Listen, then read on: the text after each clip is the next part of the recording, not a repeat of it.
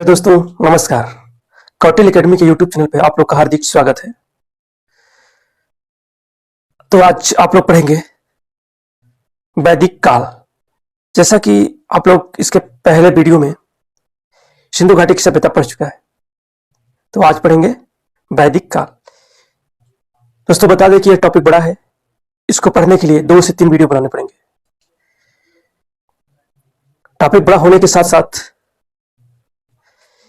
यह बहुत ही important topic है, क्योंकि यहाँ से हर एक एग्जाम में प्रश्न पूछे जाते हैं, चाहे फैक्चुअल हो चाहे कॉन्सेप्चुअल। इसीलिए इस टॉपिक को हम लोग समझ समझ के अच्छे से पढ़ेंगे। चलिए स्टार्ट करते हैं। वैदिक काल, तो हेडिंग डालेंगे वैदिक काल।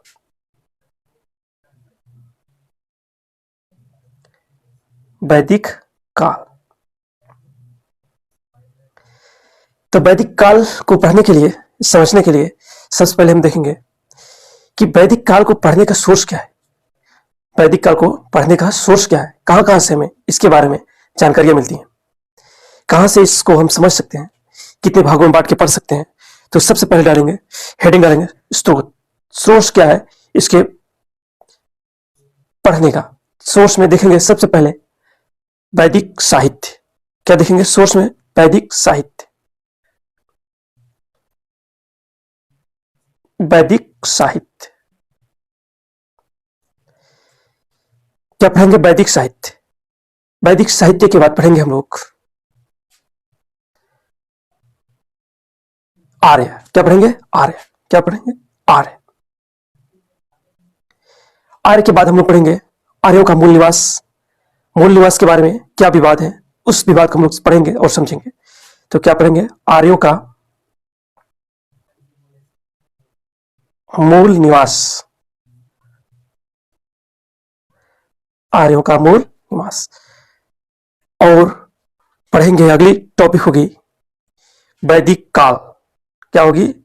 वैदिक काल। वैदिक काल। इसके बाद इस चैप्टर को अच्छे तरीके से समझने के लिए हम लोग वैदिक कालीन समाज, क्या पढ़ेंगे? वैदिक कालीन समाज। समाज में उनकी आर्थिक स्थिति क्या थी, आर्थिक स्थिति के बारे में पढ़ेंगे। आर्थिक, राजनीतिक और धार्मिक।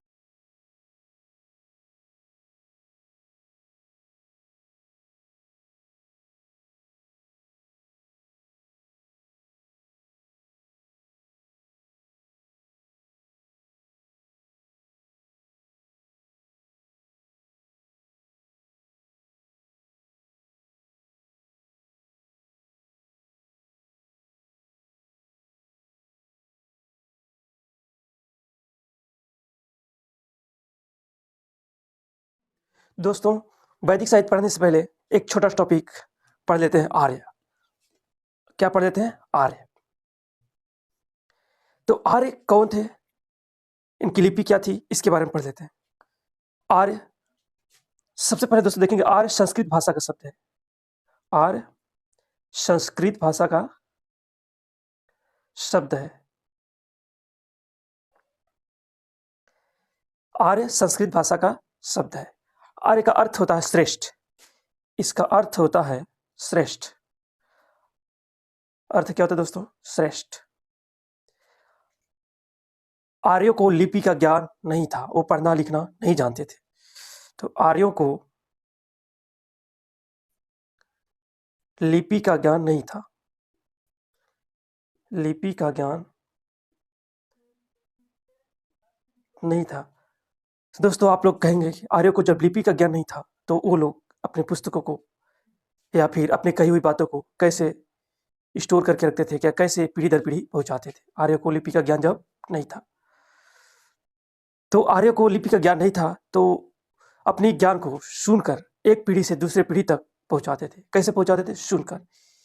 इसीलिए इनके साहित्य को वैदिक साहित्य कहा जाता है। साहित्य को वैदिक साहित्य कहा जाता है। क्या कहा जाता है? वैदिक साहित्य। वैदिक साहित्य क्यों कहा जाता है? क्योंकि यह सुनकर या फिर याद करके एक पीढ़ी से दूसरे पीढ़ी तक पहुंचाया जाता था।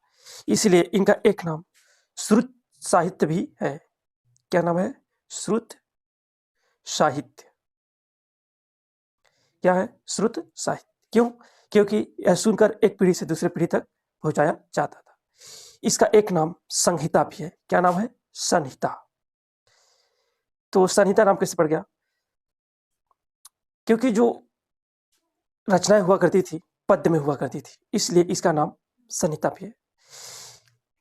इस साहित्य का एक और नाम अपौरुषेय भी है। क्या है? अपौरुषेय। पौरुषेय। क्यों? क्यों इसका नाम अपौरुषेय रखा गया? ऐसी रचना जिसे पुरुषों ने नहीं बल्कि ईश्वर ने की है। ऐसी रचना जिसे पुरुषों ने नहीं बल्कि ईश्वर ने की है, इसीलिए इसका नाम अपौरुषेय भी है। आर्य संस्कृति के क्या थे? निर्माता थे। आर्य संस्कृति के निर्माता थे। अब पूछेंगे कौन सी संस्कृति? तो कौन सी संस्कृति? वैदिक संस्कृति के निर्माता थे। आर्य शब्द का अर्थ क्या है? आर्य जो शब्द है इसका अर्थ होता है श्रेष्ठ। क्या होता है? श्रेष्ठ या योग्य। जो आर्य शब्द है, ये शब्द कैसा है? भाषा सूचक शब्द है। क्या है? भाषा सूचक। इसका कतई अर्थ किसी जाति या प्रजाति से नहीं है, तो कहेंगे आर्य भाषा सूचक शब्द है, न कि प्रजाति सूचक। तो आर्य के बारे में हम लोगों ने इतना जाना कि आर्य संस्कृत भाषा का शब्द है। आर्य का अर्थ श्रेष्ठ या योग्य होता है। आर्य संस्कृति के निर्माता थे। क्या थे? संस्कृति के निर्माता। कौन संस्कृति? वैदिक संस्कृति के। आर्यों के जो साहित्य था इसे वैदिक साहित्य कहा जाता है। वैदिक साहित्य क्यों कहा जाता है? क्योंकि यह अपने ज्ञान को सुनकर एक पीढ़ी से दूसरे पीढ़ी तक क्या करते थे? पहुंचाते थे। इस साहित्य का एक और नाम श्रुत साहित्य। क्यों? क्योंकि सुनकर एक पीढ़ी से दूसरे पीढ़ी तक पहुंचाया जाता था। इसका एक और नाम संहिता है। संहिता क्यों? क्यों? इसलिए कि आर्यों का जो साहित्य था पद्य में लिखे गए थे, इसीलिए इसका नाम संहिता है। इसका एक और नाम अपौरुषेय भी है। क्यों? ऐसी रचना जिसे पुरुषों ने नहीं बल्कि ईश्वर ने की है, इसीलिए इसका नाम अपौरुषेय है। तब हेडिंग डालेंगे वैदिक साहित्य।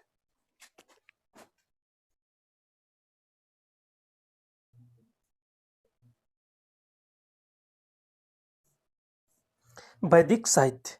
वैदिक साहित्य में क्या कहते हैं बच्चे? चारों वेद। क्या आते हैं? वेद। क्या आते हैं? वेद। वेद कितने हैं? चारों वेद आते हैं और आते हैं विभिन्न ब्राह्मण ग्रंथ। क्या आते हैं? ब्राह्मण ग्रंथ। और क्या आते हैं? आरण्यक आते हैं। क्या आते हैं? आरण्यक आते हैं। और क्या आते हैं? उपनिषद। और क्या आते हैं? उपनिषद। तो आप लोग पूछेंगे कि वेद क्या है? वेद कितने हैं? तो वेद कितने हैं? 4। कौन कौन से? ऋग्वेद, सामवेद, यजुर्वेद और अथर्ववेद। ब्राह्मण ग्रंथ वे ग्रंथ हैं जो वेदों के गद्य भाग हैं। क्या है? वेदों के गद्य भाग हैं। तो वेदों के गद्य भाग क्यों हैं? क्योंकि जो वेद हैं, वेद पद्य में लिखे गए हैं, इसलिए उसको समझने के लिए ब्राह्मण ग्रंथों की रचना की गई।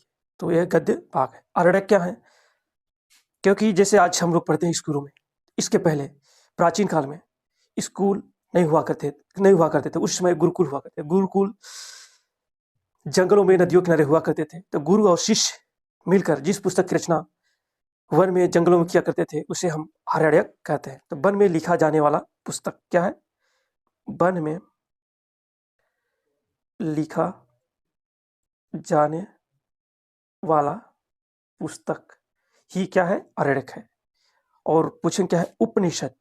उपनिषद 2 शब्दों से मिलकर बना है। क्या है? उप और निश, धातु से मिलकर बना है। उप मतलब क्या होता है? समीप। उप मतलब क्या होता है? समीप। निश मतलब होता है बैठना। छात्र गुरु के पास बैठकर जो ज्ञान सीखता था, वह ज्ञान इसी उपनिषद में लिखे जाते थे। इसीलिए इसका क्या नाम है? उपनिषद। छात्र गुरु के पास बैठकर ज्ञान सीखता। जो सीखता था इसी पुस्तक में संकलित होते थे उसे हम क्या कहते हैं? उपनिषद। तो उपनिषद को वेदांग भी कहा गया है। क्यों कहा गया? क्योंकि वेदों के अंतिम भाग है। तो उपनिषद के बारे में ये क्या है? वेदों के अंतिम भाग। वेदों के अंतिम भाग है।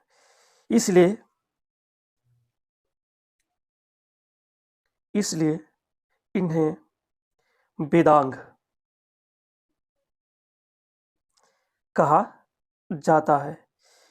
तो कुल उपनिषदों की संख्या कितनी है? कुल उपनिषद संख्या कितनी है?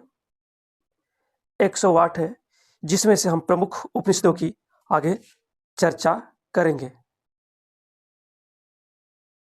तो आइए डालते हैं हेडिंग वेद। कौन कौन से वेद हैं उसके बारे में विस्तृत चर्चा करते हैं। तो हेडिंग डालेंगे वेद। तो हेडिंग डालेंगे वेद। तो वेद कितने हैं? वेद हैं 4। कितने हैं? 4। कौन कौन से? ऋग्वेद,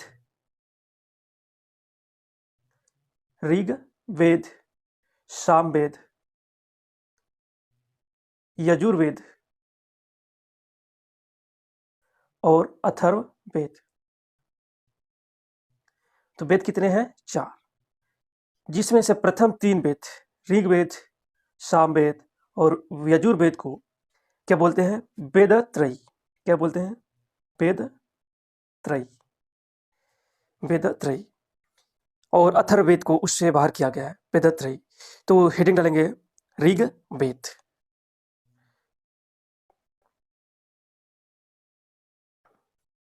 ऋग्वेद। तो ऋग्वेद की लिपि क्या थी? किस लिपि में लिखा गया था? तो इसकी लिपि थी ब्रह्मी। क्या थी? ब्रह्मी। ऋग्वेद ब्रह्मी लिपि में लिखा गया था। ऋग्वेद को आर्यों का सबसे प्राचीनतम ग्रंथ भी कहा जाता था। आर्यों का सबसे प्राचीनतम ग्रंथ है। ऋग्वेद का संकलन, इसका संकलन या रचनाकार संकलन महर्षि कृष्ण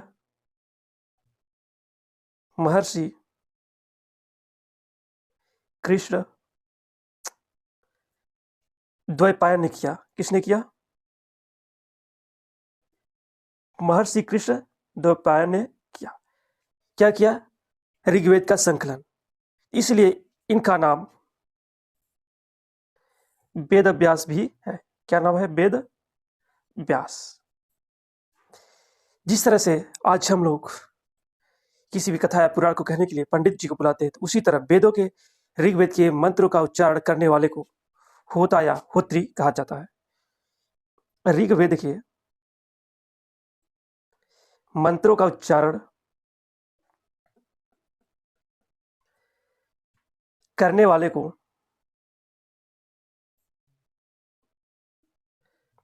होता या होत्री कहा जाता था, कहा जाता है। तो इसके पहले हमने ये बताया था कि हर एक वेद के ब्राह्मण ग्रंथ, आर्यण ग्रंथ व उपनिषद है। तो इसके प्रमुख ब्राह्मण ग्रंथ को देखते हैं। हेडिंग डालेंगे ब्राह्मण ग्रंथ। ऋग्वेद के 2 ब्राह्मण ग्रंथ हैं। कौन कौन से? कौशितकी व दूसरा ऐत्रेय। कौन है? ऐत्रेय। इस ऐत्रेय ब्राह्मण ग्रंथ को महर्षि महिषदास ने संकलित किया। तो संकलनकर्ता कौन थे? महिषदास।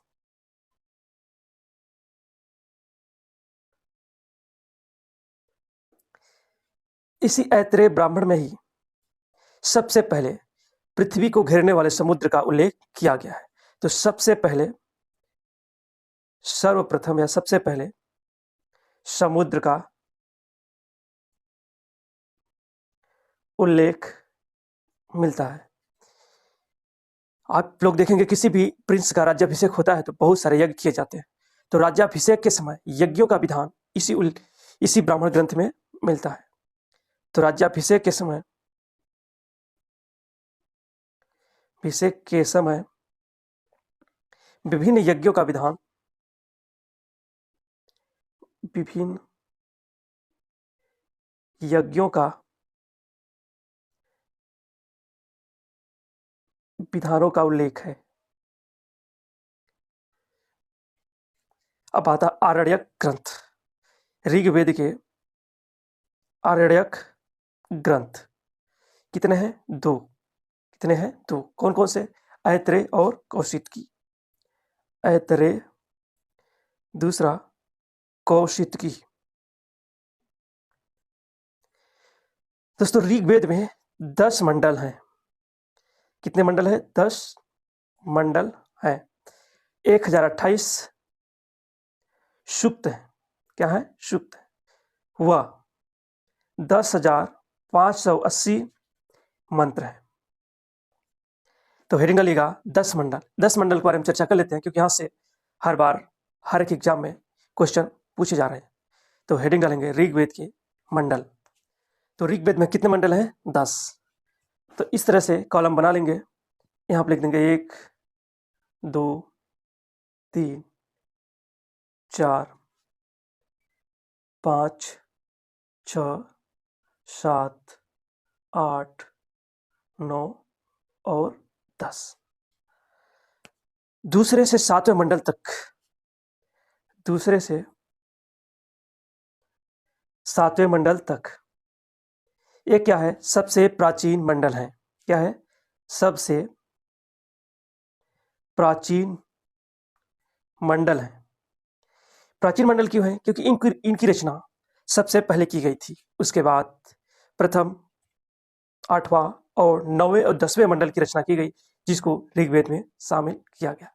तो पहले मंडल में देखते हैं जुए से संबंधित खेल की चर्चा की गई है। क्या किया गया है? जुए से संबंधित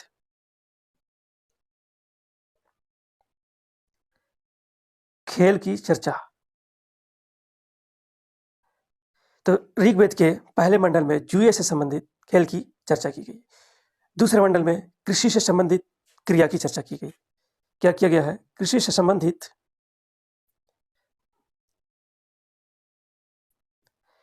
क्रिया की चर्चा।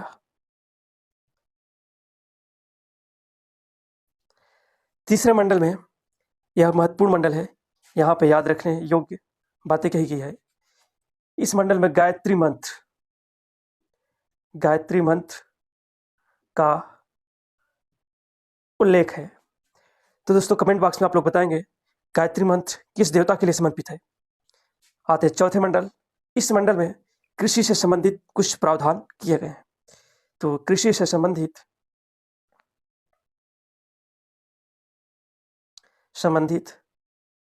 प्रावधान।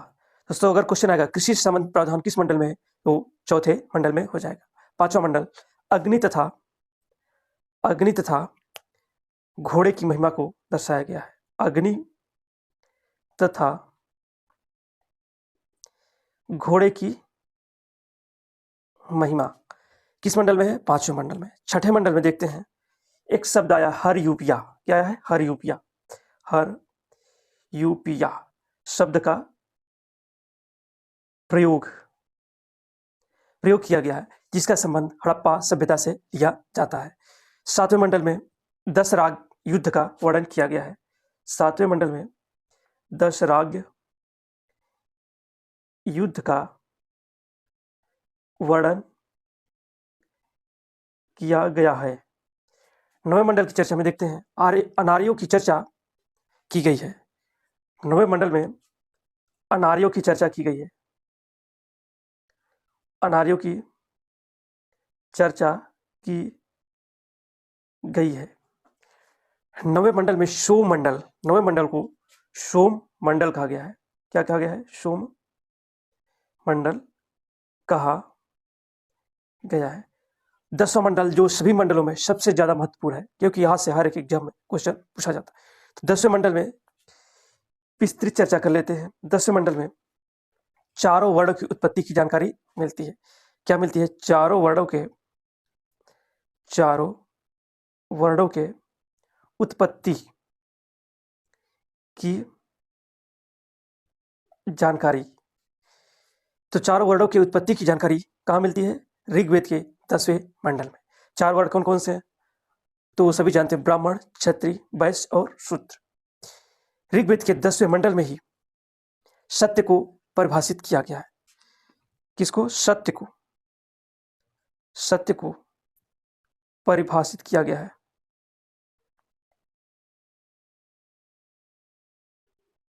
ऋग्वेद के 10वें मंडल में ही वसुधैव कुटुंबकम की जानकारी मिलती है।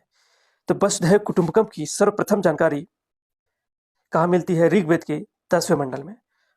वसुधैव कुटुंबकम की जानकारी इसी मंडल में, ऋग्वेद के 10वें मंडल में ही पहली बार गोत्र शब्द का उल्लेख मिलता है। पहली बार गोत्र शब्द का उल्लेख मिलता है। इसी मंडल में, 10वें मंडल में पहली बार शूद्र शब्द का उल्लेख किया गया।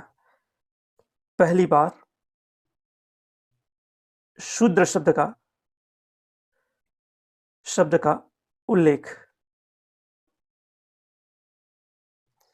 इसी 10वें मंडल में ही सरस्वती वंदना की चर्चा की गई है। किसकी? सरस्वती वंदना की। सरस्वती वंदना की चर्चा की गई है। इसी 10वें मंडल में दोस्तों विवाह सूक्त की जानकारी मिलती है। किसकी मिलती है? विवाह सूक्त की जानकारी मिलती है। विवाह सूक्त की जानकारी मिलती है। इसमें विवाह को एक संस्कार माना गया है। तो आप देखेंगे जब 16 संस्कार है, उसी 16 संस्कार में विवाह को एक संस्कार माना गया है। दोस्तों, अगर ये वीडियो आप लोग को पसंद आया हो तो इसको लाइक, शेयर और सब्सक्राइब जरूर करें। तो मिलते हैं नेक्स्ट वीडियो में।